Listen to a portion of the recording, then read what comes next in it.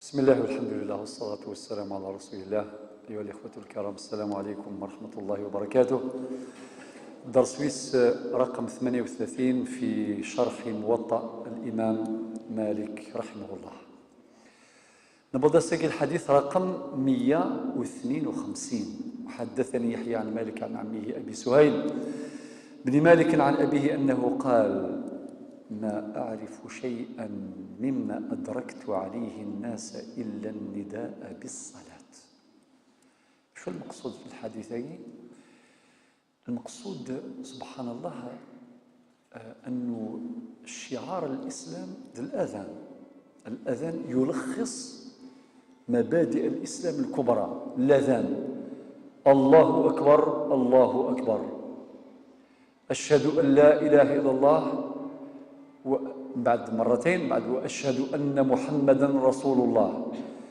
معناه التكبير، الله أكبر، الدعوة إلى الصلاة، والصلاة عماد الدين، تظلث. قبل ذلك إعلان التوحيد، شهادة لا إله إلا الله وأن محمدا رسول الله. ثم الدعوة إلى الصلاة، والصلاة عماد الدين، والدعوة إلى الفلاح، الصلاة طريق الفلاح، حي على الصلاة حي على الفلاح، الله أكبر الله أكبر لا إله إلا الله. وقال نداء الخالد في الحقيقة وخلاصة الإسلام دخل خلاصة لاكرين من الإسلام ذي الأذان. هذا من جهة. من جهة ثانية بلي الأمور التعبدية محفوظة بحفظ الله. أكرا قيمة المثل يردونيث لا ذنقي يوم السلثورة ذنسي قلان ذي الزمن ذي صداري سلامة. أكرا المثل يردونيث إلى أن تقوم الساعة، إلى أن يرث الله الأرض ومن عليها. لذلك يقول: ما أعرف شيئا مما أدركت عليه الناس. ما المقصود بالناس هنا؟ الصحابة. المقصود بالناس الصحابة، لأنه السياق يشير إلى الصحابة. إلا النداء بالصلاة، أي لم يحدث فيه تغيير. هذا هو المراد. حديث مركز واضح، هدفه معلوم، إشارة إلى أن هذا النداء الخالد الذي يلخص، وهو شعار الإسلام، يلخص المبادئ الكبرى للإسلام، لا يزال كما هو، لم يطرأ عليه تغيير، سيظل هكذا. وطبعا أشرنا فيما سبق إلى بعض المسائل المتعلقة بالأذان، فلا مجال للإعادة. الحديث رقم 153. وحدثني عن مالك عن نافع أن عبد الله بن عمر سمع الإقامة وهو بالبقيع. هذا الحديث أشرنا إليه فيما سبق، كي تكلمنا واحد كيسمع التثويب وكذا، ترى يجري ما يجريش إلى آخره. نبضت ولا غرس. وقي عبد الله بن عمر، قلت لكم من أكثر الصحابة تتبعا للأثر، قال: فأسرع المشي إلى المسجد. أسرع المشي يعني إسلا الإقامة اللي يسمي التثويب، أما كان زران. والتثويب يراد به في الصبح، في أذان الصبح أو أذان الفجر، قول المؤذن: الصلاة خير من النوم، الصلاة خير من النوم، بعد حي على الفلاح. الوقت التثويب ذي الأذان الفجر، مرة الصلاة خير من النوم، الوقت يقال التثويب. ولكن ذي الأذان ثوية ذي الظل ثياض يكو، أما ذي الطهور العصر المغرب العشاء، أو مقارن التثويب ذي الإقامة، مدينة الشيخ قد المؤذن قد قامت الصلاة، ذويني التثويب. ذاك ابن عمر، عبد الله بن عمر مثل عمر بن الخطاب، إلا هي الباقيع المقبرة إلان الريف المسجد النبوي عندما انطلن الصحابة عليهم الرضوان، وكذلك الآن هي مقبرة للمدينة المنورة وما جاورها. ولكن الثابت أنه أكثر من 10,000 من الصحابة يقنطلن دينا، أكثر من 10,000 صحابي دفن بالباقيع، الله يبارك، مقبرة معروفة جدا. إسلام الإقامة، فأسرع المشي إلى المسجد، أسرع المشي، أسرع الخطى. سمحتي ثيكليني فاكتور زعما ثيكليني أكني فينا مقبولة. لماذا؟ الجري هو الممنوع، ثزلة ذنسات أنتيردي ما يكسلر يون أما كي يخدم الكروس فينا نو فينا ممنوعة. لماذا منع المشي الجري؟ منع لأنه يخرج صاحبه من السكينة والوقار. سزلة خاطئ. مثل المشي يعني تقارب بالخطى، أما مثيكلي فاكتور ما كندرنا ساعي البريد ثقي مقبولة. إذن هذا هو ابن عمر كما ورد في الحديث رقم 153: فأسرع المشي إلى المسجد. أي غير أسرع المشي يزل يعني يغصبك شوية يتغاول شوية، أي غير باش هذه قضاء تظليت وستفتر والذي يثنى الركعة. هذا هو المقصود. خاطر رئيس الإقامة المعنى الشيخ غادي يبدا تظليت يدير تكبة الإحرام ويشرع في الصلاة. ثورا نروح باب النداء في السفر وعلى غير وضوء. باب الحديث رقم 154: حدثني يحيى عن مالك عن نافع عن أن عبد الله بن عمر أذن بالصلاة في ليلة ذات برد وريح. عبد الله بن عمر يخدم الأذان يتزلف ذكيون قيض أندا يلا صميض يلا وضوء. أذن بالصلاة في ليلة ذات برد وريح إلا صميض إلا وضوء. تبعوا مليح حين في ليلة.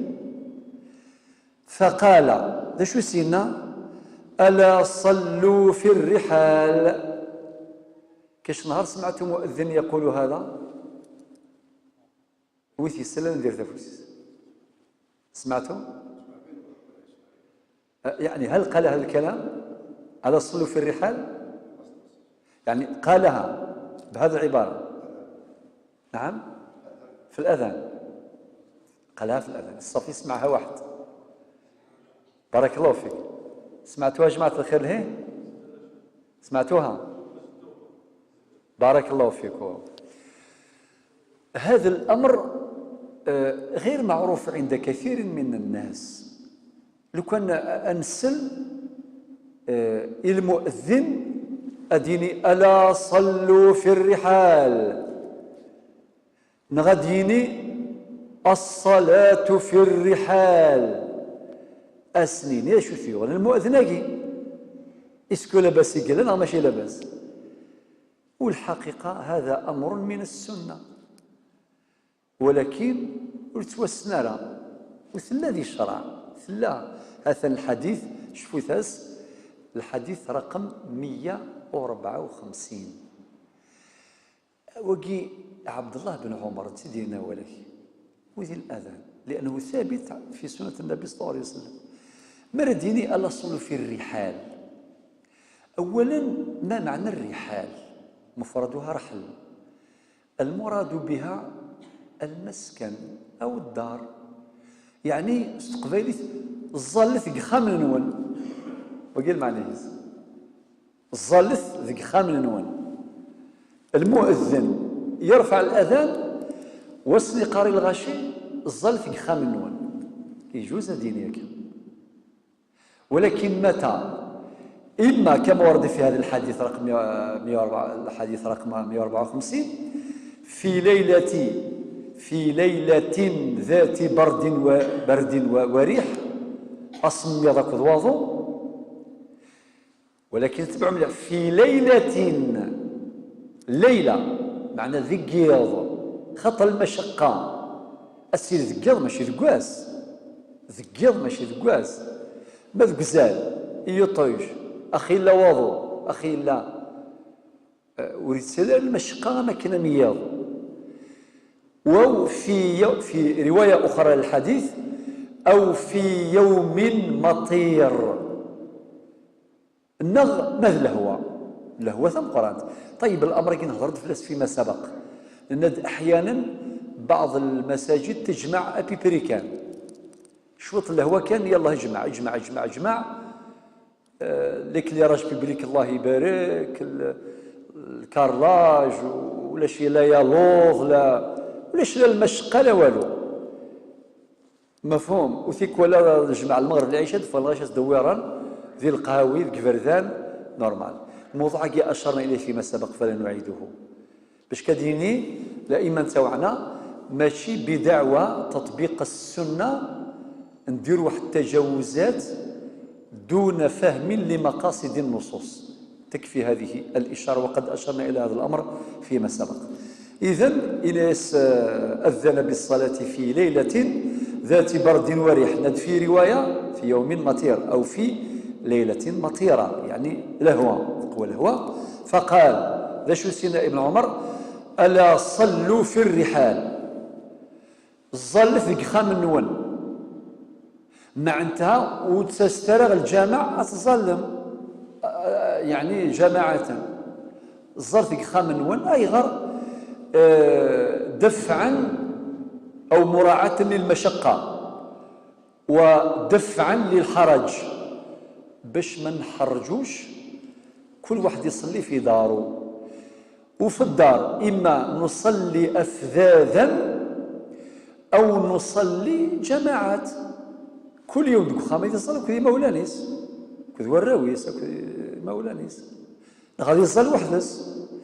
ولكن الإمام الباجي إن كلمة الرحال في أصلها يراد بها المنزل أو الدار، ولكن الراجح عنده المراد بها الرحال في السفر، نروح في سفر وبعدين يقيمون اسم خدمن يقيضون، طبعا ماشي 10 ماشي 50 ماشي 100 ماشي 200 ضاضوا نغذ لهوة وثين دو السفوغارة يقيضون النسن. الور ايماجيني ثالث مثلا باش مثلا نكون لي باتيمون السكنات الله يبارك ليكليراج بيبليك ثفاف الخير الرباح، نو تصوروا يقيضون سمحتي ربي يوصلكم ويوصلنا جميعا الى الحج ذي مينا وضي قيضون يمينا ذي مينا ذي قيضون بلا قيضون اللي ذي 20 30 أقيضون 20 30 40 50 وهكذا. والزميرة راه دنفغا وبث شويه الهوا كان والزميرة دنفارين بمكان باش نصل كان نصلي مجموعات أقيضونيهين الظل واحد سن صلي بهم الشيخ، أقيضونيهين صلي بهم تاع الشيخ، وهكذا جماعات بدون حرج. خاطر بو كتفص وقيضونينك أصروح ظالة مثلا كان وايض أم قران باش تنجمع مكذينا فيه حرج ومع الإرهاق ومع العيا ديجا ذي الحج الغاشاك عيان أشينا ماذا بك يثكى ذو قيضونينس يدن أذكرنا الظلن وذي غرصة ذينا كان سير بلاص أخطر. وهذا هو شيء طبيعي الإنسان يكون تعبان، هذا في الحج. وما أدرك في السفر والسفر قطعة من العذاب، ماشي ذي سهلا. لذلك ثقي الحديث ثقي ذا نستشهد به لبيان مقاصد الآيات التي رفعت عنا الحرج. تسمى كل آية دين ربي مثل قوله تعالى وما جعل عليكم في الدين من حرج. الآن عفظ ربي ألاز ماشي نعفظ ربي الشدة ولكن مالي ونيف غادي يروح مرحبا يميل نسل المؤذن يدن ذاكي مثلا ديال العتيق لهوا يفور كذا أظن أباري الدينية ولاقي فمن بعد نستقسم ما هي ديني من بعد هي نستقسم ماشي ذولا أنسلا ديقار الشيخ الصلاة في الرحال ديجا قاس نفهم قبل لا خاطر الرحال كي بالكثير فهم يوسف لا دبين صراحيلته الرحال معناه يخام النون إما إلا الوقاد أريقي من ذي خمس يجوز وقد طبقوا السنة وقد أخذوا بالرخصة يولي فانا دياس خاطر نصرب لي الشيخ ديال زاصات الجماعة مرحبا به أخذ بالعزيمة عادي. فهمت يا جماعة الخير؟ ممكن كيما رانا هاك النفس ديالنا يقيم خمس طبقا لهذه السنة الصلاة في الرحال، والنصف الآخر يحضر ملبيا نداء المنادي المؤذن حي على الصلاة، يروح يصلي صلاة الجماعة. بعضنا أخذ بالرخصة، والنبي عليه الصلاة والسلام يقول إن الله يحب أن تؤتى رخصه كما يحب أن تؤتى عزائمه. وقد أصبتم السنة إذا صليتم في منازلكم أفذاذا أو جماعات. والنصف الثاني لبى نداء المؤذن وجاء ليحضر صلاة الجماعة، أخذ بالعزيمة، مبروك عليه، وليس بين هذا وذاك تعارض. ولكن كان ردينا غنمشي غدي فكا غدي فكا راسونس يونيك هادي قار 3 جوز. مفهوم يا جماعة الخير؟ هذه جائزة وهذه جائزة. ثم قال شو دينا إن رسول الله صلى الله عليه وسلم مباشرة ذكر تتمة الحديث كان يأمر المؤذن، في معناه السنة أمر منه يأمر المؤذن إذا كانت ليلة باردة ذات مطر. صافي الحديث الجزء الأول من الحديث يهضر في ليلة ذات برد وريح أصميض أو كذواض. تتمة الحديث إن كانت ليلة باردة ذات مطر، يعني في ليلة مطيرة لهوة.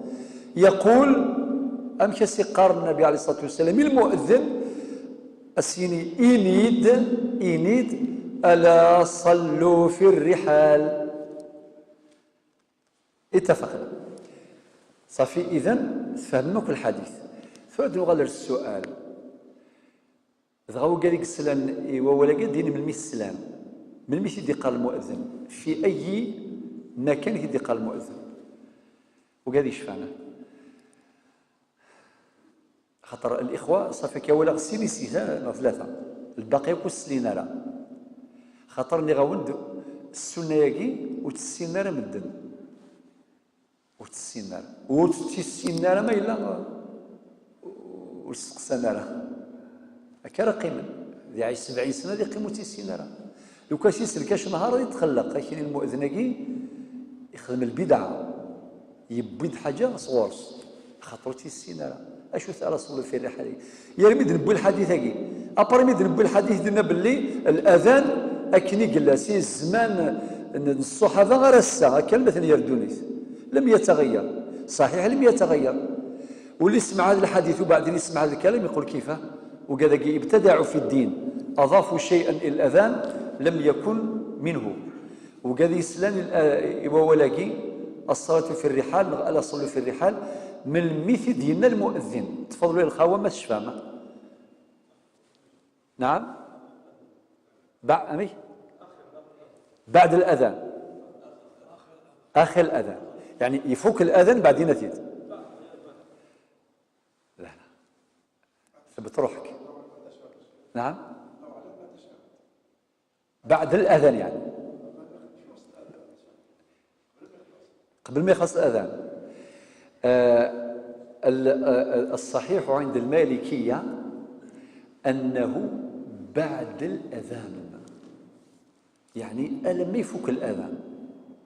ولكن نرجو يجوز باش تديني بعد حي على الصلاة يجوز باش تديني بعد حي على الفلاح ويجوز باش تديني بعد الأذان.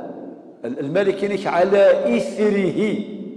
على إثره يعني أباري ميكفوك الأذان. المالكية في كان لي زارغيومون اشو درنا اش قارن الأذان هذه قيم كان كلي قلا في العادة خاطر قارن ليكسيبسيون كي كونفيرم لا ريغل جينيرال داشوت الأذان سنيت ياكو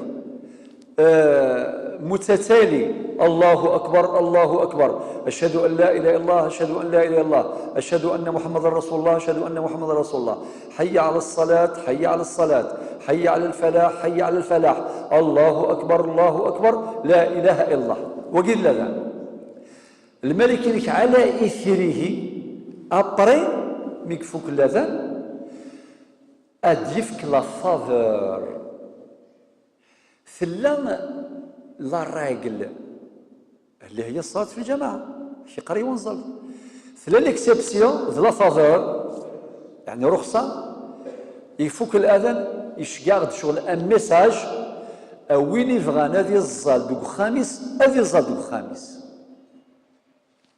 وقيل المالكية ولكن العلماء نظن أكد ناس الحاج رنس ناس تجي كونتراديكسيون تناقض امش ادقر حي على الصلاة من بعد اسمي تفكض ادقر شغل روتور والف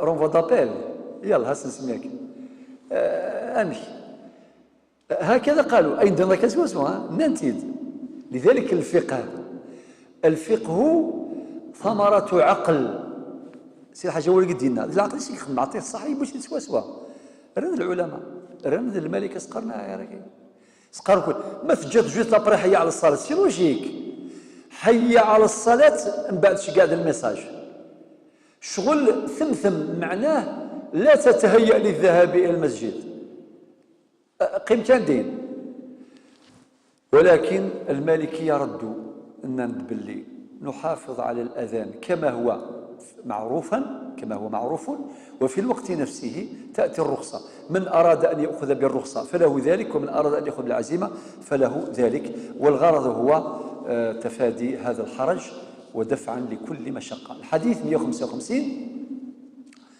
وحدثني عن مالك عن نافع أن عبد الله بن عمر كان لا يزيد على الإقامة في السفر. عبد الله بن عمر رضي الله عنه وعن جميع الصحابة كان لا يزيد على الإقامة في السفر معنى ماري ليون فواياج لا يرفع الأذان وغير المقصود ولكن ما يرفعون الأذان يجوز هذه تجوز وهذه تجوز لماذا؟ لأنه الأذان أساسا يرفع ليطلب الغير فاهم شنو نهضر في الأذان تصير نقول الأحاديث ما نرفض الأذان نصرى دا سنوياض ملاح مرحبا إما إلا ذي السفر ونحو جديس ولا ديون لماذا؟ في غد ديون لماذا؟ في السفر قضى في سفر لماذا؟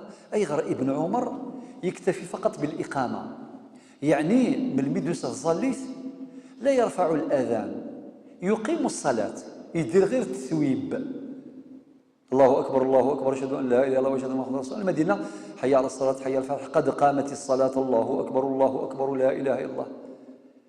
لماذا ابن عمر عبد الله كان يكتفي فقط لا يزيد على الإقامة في السفر أي لا يؤذن مريلي في حال السفر لماذا؟ تفضل اجتهد. أيوه بارك الله فيك تسعيد الحق في وضع واحد 70% خصنتك 30%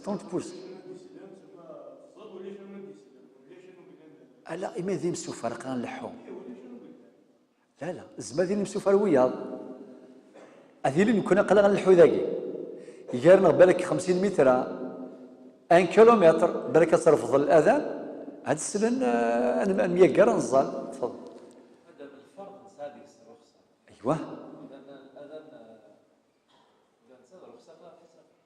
صافي مادام تظلي تنسى لا فافور الرخصه الرباعيه نقصروها هذو غير سناث طهور سناث والعصر سناث كانوا غلند والعشاء سناث الناس داغ جمع التقديم وجمع التاخير صوت 80% 70% 80% خصنا 20% باش تدفع لا ريبونس واسو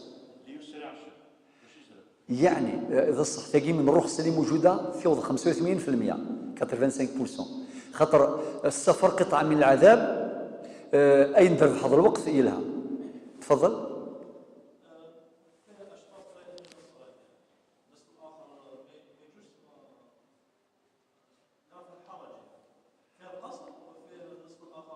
صحيح فيه القصر وفيه رفع الحرج شكرا كمل. في السفر في مكان غير مسلم هاكون يدعونا ذي 15% قد يقول كنت في السؤال تفهم بالجواب. نعم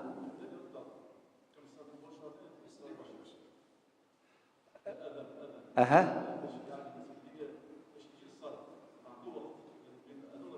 اه ما عندوش وقت، صح. مساله الوقت، بارك الله فيكم. المهم تزيد، لانه في حاله السفر الانتاج الانسان يحوج الوقت وكذا، خاطر ما يخدم الاذان اللي قد يرجو وكذا وصار في سفر. كمل.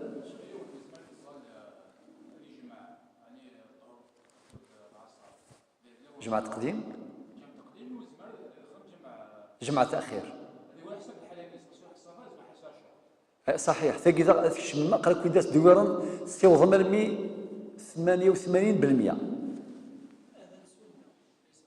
الأذان سنة، صحيح. هذا 89%، حسن 11%. وكنت نفتكر السؤال تفهم. نعم سيدي الرئيس. لا 11% كيما سيدي وين اش ندير. صلاة الجمعة بالنسبة للمسافر يصليها ظهرا، سقطت عنه الجمعة، صح؟ مي لا يخش ذا مسافر قال كتدخل في سفر وتصلي على الجمعة سوى ما تبغيض، سقطت عنك الجمعة. زيد سقطت عنك الجماعة، هذا 11% وصل 100%. مادام سقطت صلاة الجماعة، إذن لا داعي للأذان أصلا. لماذا؟ أنت راك في سفر، سقطت عنك الجماعة. وإذا كان هناك أناس مقيمين نبض ريش أنت درت اثنين مقيمين استعن أحكام الإقامة وحسن ما إلا لان دو بروبابيليتي، ما إلا ذي مسوفة مخنوي سقطت عنكم وعنهم الجماعة. وسقوط الجماعة عن المسافرين هذا مدعاة إلى عدم رفع الأذان، لأن الأذان أصلا شرع لطلب الجماعة، أصلا لا يغرى الدم باش أسني ونصلث ويغرى الإمام المؤذن ما يدن أدخل منا 10 دقائق 4 ساعة. لماذا؟ هذا رجل غشيد لحقا. لماذا؟ لأنه طالبنا الجماعة فننتظر نظلف الجماعة أيا وتظلم أصنف كل وقت، ماشي أنا ندن كان نخدم الإقامة صافي صنف كان الوقت أدس نسقخام السلطون ديال داغ اللوطة في نكثر ظليت. شفاو على هذه أنه لماذا ابن عمر لا يؤذن في السفر فقط يقيم؟ لماذا؟ لأن صلاة الجمعة بل وصلاة الجماعة سقطتا عن المسافرين، وسقوط الجماعة عن المسافرين هذا مدعاة إلى عدم رفع الآذان. إش بي ربي ستون لوجيك تبان مسفهم. إما إلا يولي غادي يدن نيلا للأجر يجوز. بقى كان الشرع غادي يخدم دي النيفو، لو النيفو كندني شرعا مثلا سلامات على باس.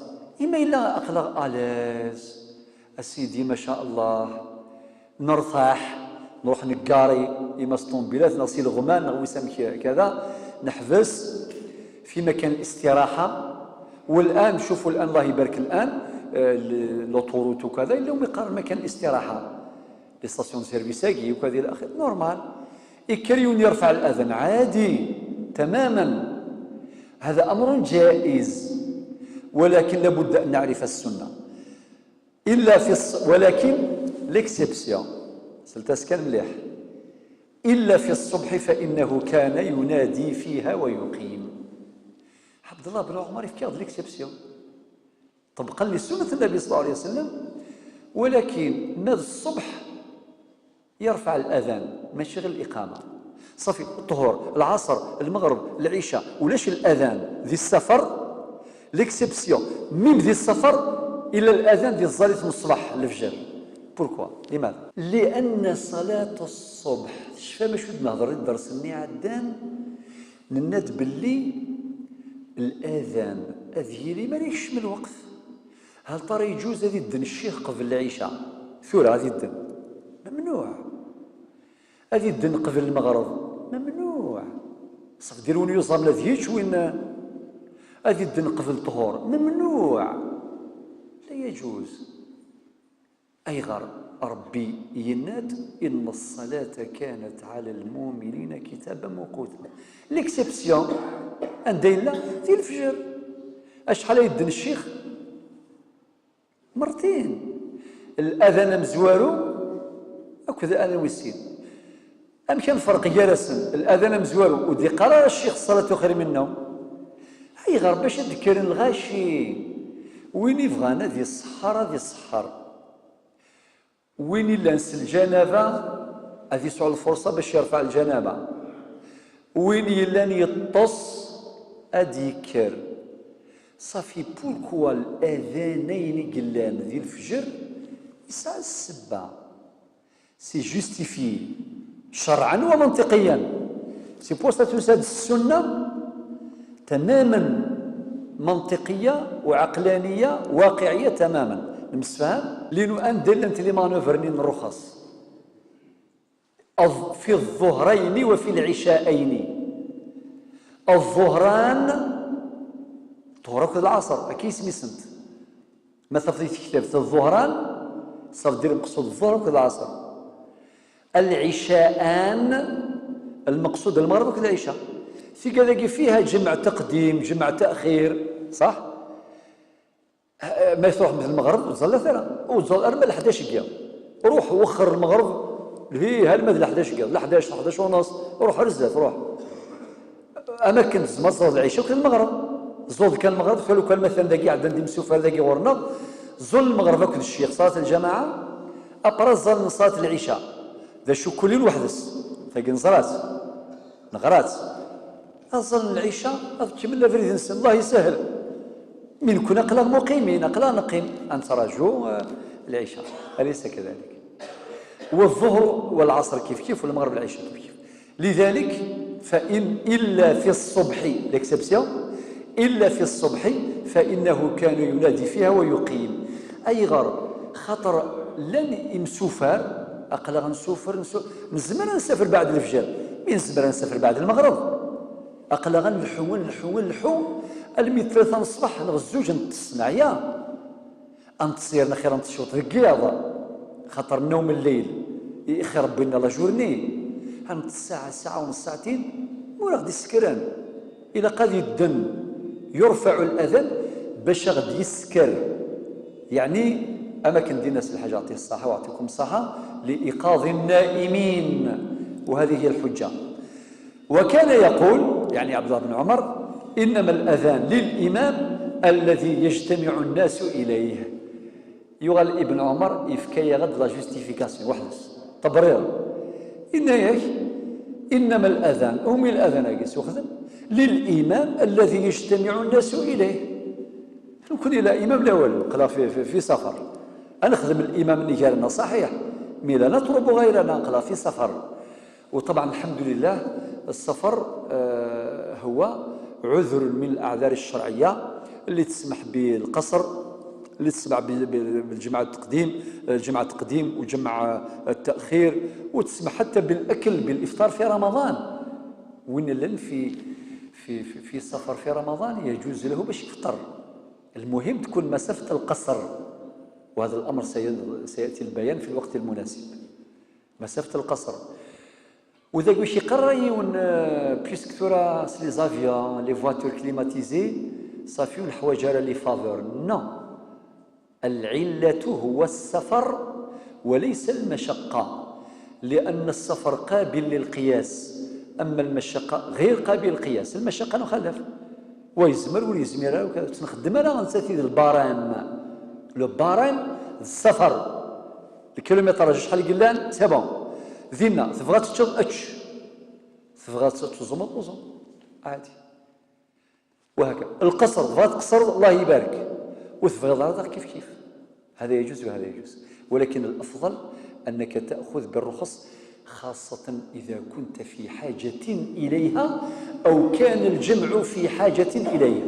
بمعنى إما إلا نروح في سفر أتفض نظاماك ولا شويه يقدش نفايض ولا شويه يرفض نوايض إما إلا مجموعة السيون 10 15 كان رمضان الساعة من الأجر خير منها على بالك، خاطر كنا تتشم أتجهدم وتقدشم وترفدم وتعيونم إلى آخره.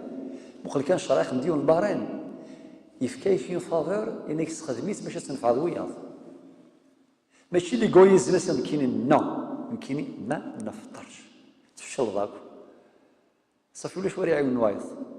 ولات الاحاديث في هذا الباب سيدي النيفو ولكن سبحان الله صافي من الزرده الوجه هذا ولا غوا اين ثوال الشيني اريح لك اين كيرن الاز خدميت، لأن الشريعة تحرص على أن تيسر، وآية التيسير زرمت نتاكو. وإذا رمضان ربي في الآية 183 يوم غدا نوزون سورة البقرة. الآية 185 اش غدينا؟ يريد الله بكم اليسر ولا يريد بكم العسر. سورة النساء يريد الله أن يخفف عنكم وخلق الإنسان ضعيفا.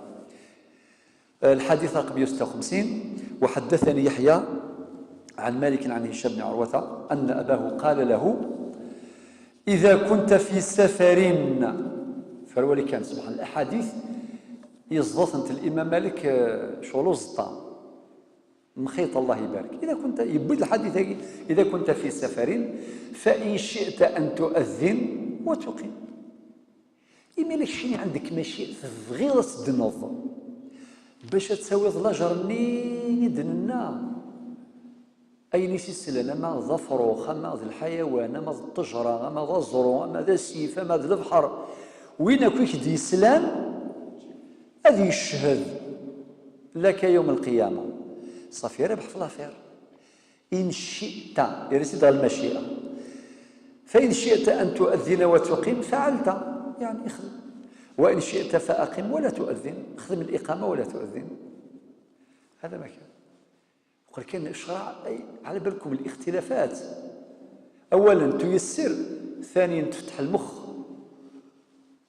زرا مساكي الازمه غادي المخ نغلا برمي الازمات انسان الساقي ولا كل غاشي اكين لي مونطاليتي يا لطيف لي مونطاليتي سي فري او با اكو كلمه العمى اللي كي كنت تبغي اسلخو دكفريد لي مونطاليتي لا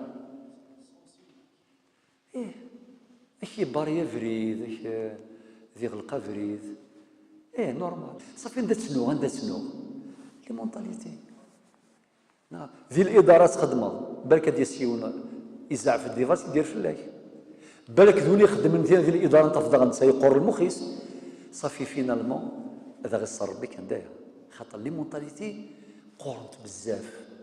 لذلك الفقه يلدي المخ على الاقل اسمع للراي الاخر صح ماشي صح. كل يوم ديري ساعه تيمشوها زرير الساعه ما كنتي مشوها ياك كل يوم شنو تمشوها يقلع وبالك بدون شغل المغرب كل شيء يظهر الكفري ذا اش حنعمل ايه؟ اكيد لا لي مونطاليتي باش تتغير ليس بالامر. وزايد العقول هي مخابر الافكار لابوراتوار لي زيدي ذا المخ اما لابوراتوار كي يحبساك يبلوكين غي كونجلين شو الفكره ديفان ولاش. لذلك الفقه يلدي المخ في نفس الوقت فيه تيسير. هذا انت رسلم التيسير كيجوز عادي ودي تغيمالك سونسينيك ديال مخنا نقبل الراي والراي الاخر وهذا الامر ليس بالامر الهين. قال يحيى سمعت يعني يحيى بن يحيى الليثي وذكرناه فيما سبق باش نشفى. سمعت مالكا يقول فرنسا قال سليغ الامام مالك عالم المدينه لا باس ان يؤذن الرجل وهو راكب مع انتهى في سفر اون فواياج اذن ولو كان سفلى وتراكتور سفلى بلغم سفلى طوموبيل سفلى الكار ثقي قليل تخدم اهمال الأذان يرفع، معناه لا بأس صافي يجوز. ولكن السيفيزم ديال الفقه المالكي، الفقه عموما الفقه المالكي معناها قراك في سفر بلا ما تحبسوا تبلوك هذاك الدعوه خاطئ. اذن يسمعوا لك وبالك يسمعوا عليك اكثر خاطر بدا راك تمشي معناه التصريح يسلم، وهذه يسل بدايه الاذان ووسط الاذان ونهايه الاذان. الان الحديث وطبعا بالنسبه للاذان يجوز باش يكون بالقيام وهو الافضل الاصل، معنى المؤذن يوقف.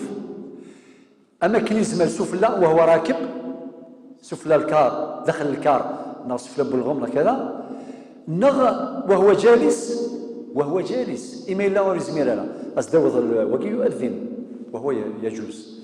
الحديث رقم 57 وحدثني عن مالك عن يحيى بن سعيد عن سعيد بن المسيب وكي سيد التابعين وقد ذكرناه مرارا انه كان يقول سلف مليحه بريباريو.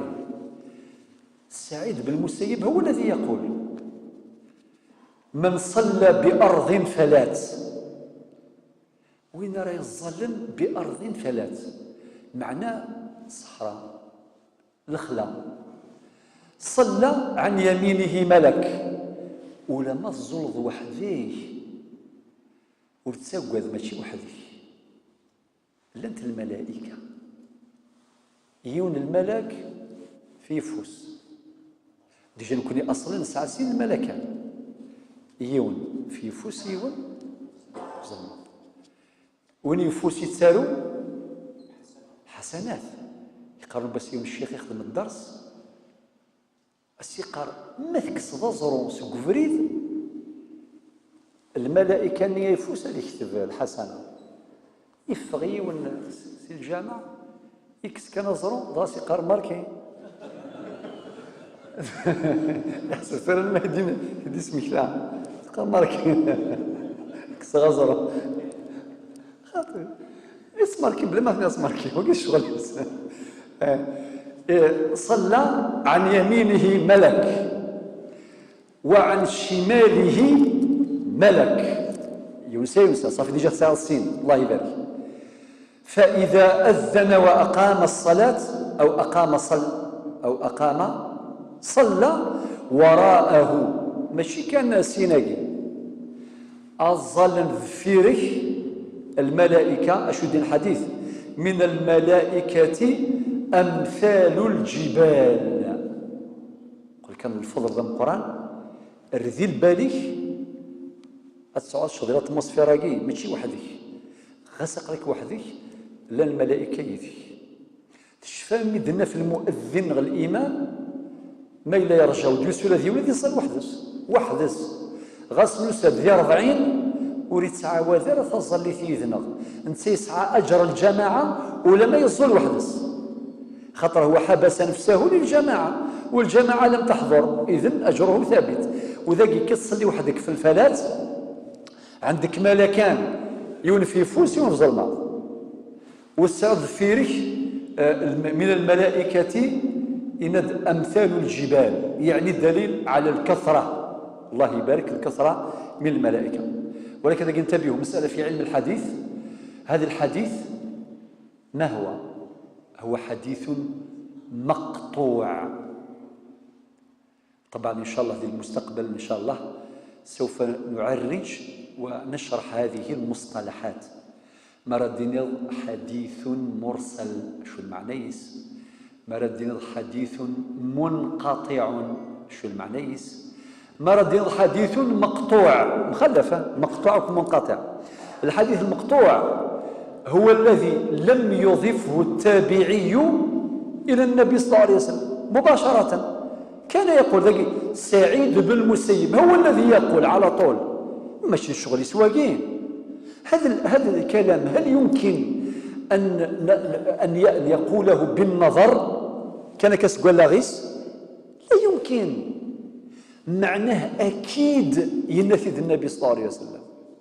لذلك بعض الناس الذين لا يقرؤون علم الحديث ولا يفهمون علم الفقه أشين الموطأ يسعى المراسيل يسعى يا حبيبي يعتم شوية تحصفظ.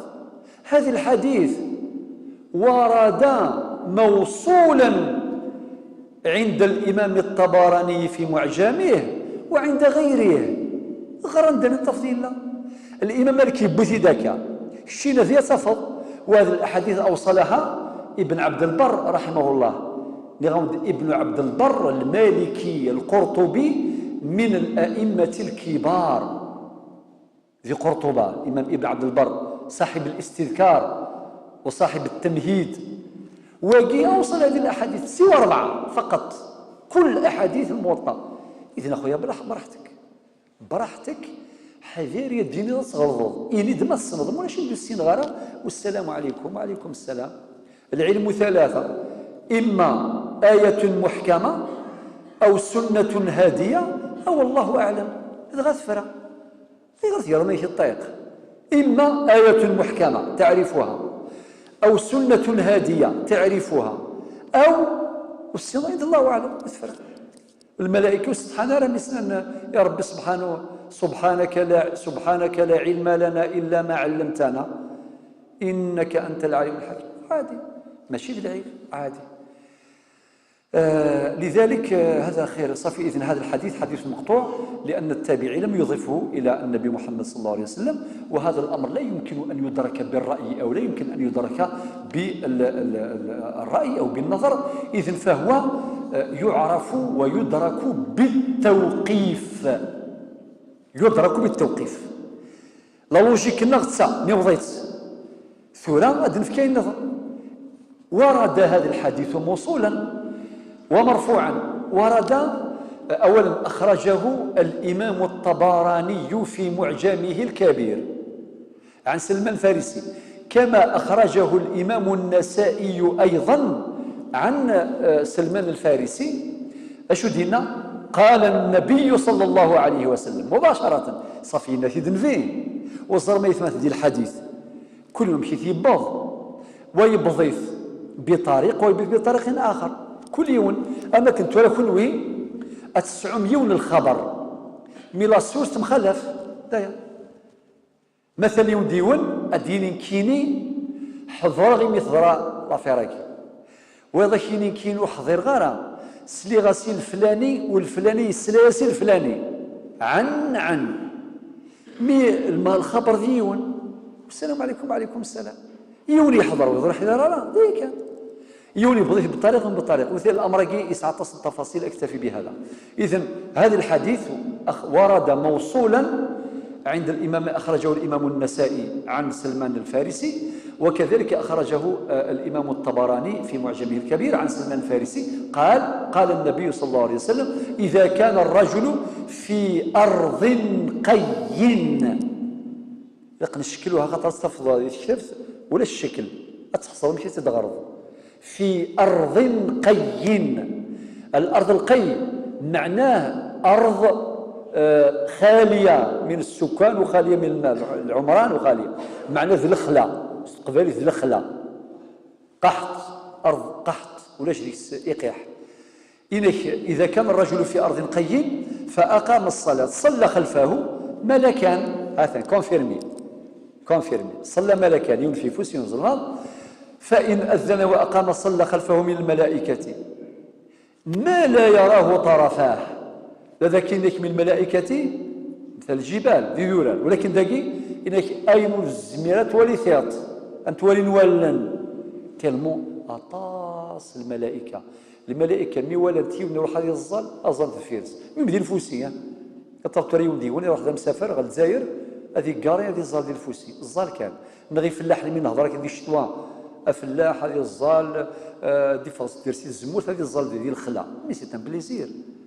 اما ذلك زعما تمطوط غنفكاد الفتواني وجالس يقارن تمطوط ولا قارت الظل دي فرا تقول ماشي المحنه ياك ماشي الفقه بيبريكان قبل تمطوط لقات الشمس داخل الزرار ماشي داخل لاسيتير باش الظل دوك خوفين عند الظل كاين في القضاء زمور بعد الظل دي فرا وين البروبليم عادي سنير الدنيا يجوز نورمال. مي هكذا التحجر في العقول يؤدي إلى الأخطاء الكثيرة في الفقه.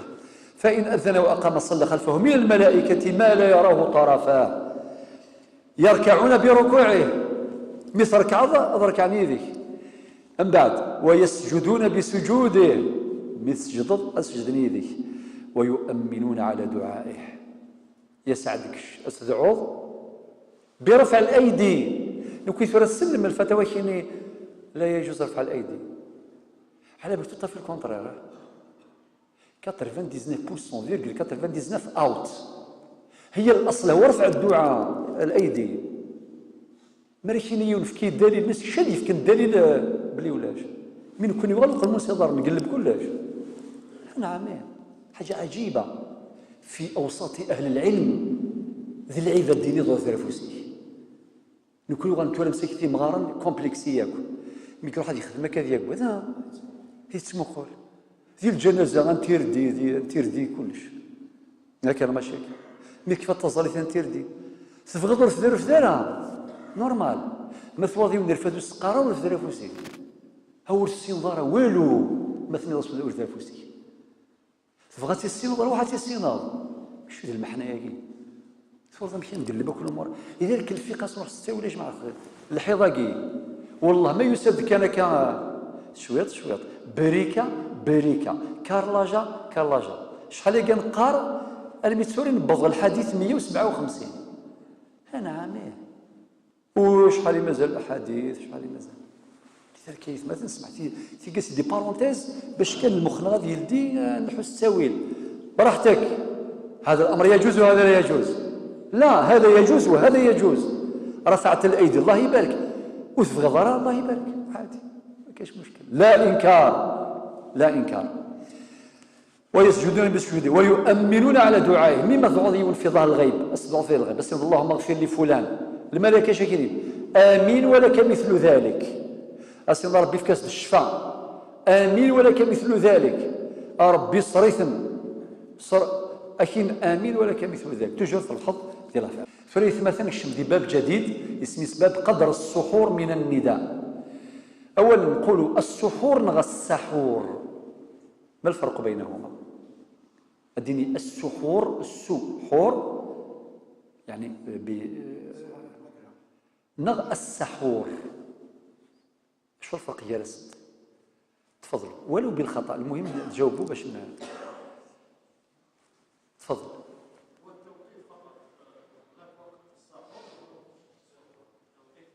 لا نخميس يونس تخمم القياس ده مشطوح هي دافع نعم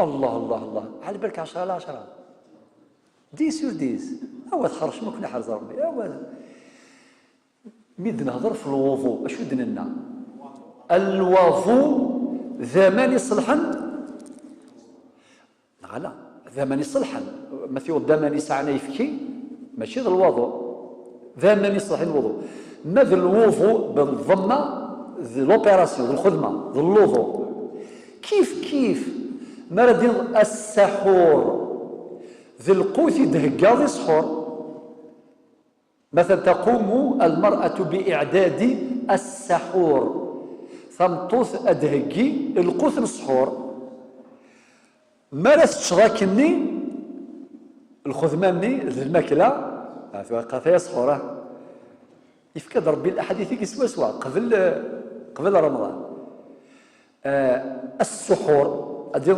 السحر المسفهم حدثني عن مالك عن عبد الله بن دينار عن عبد الله بن عمر أن رسول الله صلى الله عليه وسلم قال أشو دينا إن بلالا ينادي بليل النبي عليه الصلاة والسلام من يسين الصحابة إني غدا طبعا قال عشان يدس بلال يؤذن بليل يعني مريد بلال مسلمين الصوت بلال وين ثلاثة أنا مزوارو يؤذن بليل مازال ديك الشيء ما اتشد في منون فكلوا واشربوا اتشد سوان امكن ثونا من سنه الا ذا مزوارو اسما ذكر ديال وقتني كدا تشد نورمال مي لقات تجد شويه الوقت قبل الاذان ماشي لغات تظل ما يدن الشيخ شو نزل الاحاديث هذه الا قد حبس القدر 50 ايه وهذا من السنه كما قال انس يمغرناك زي قرنك أتحفظ الماكلة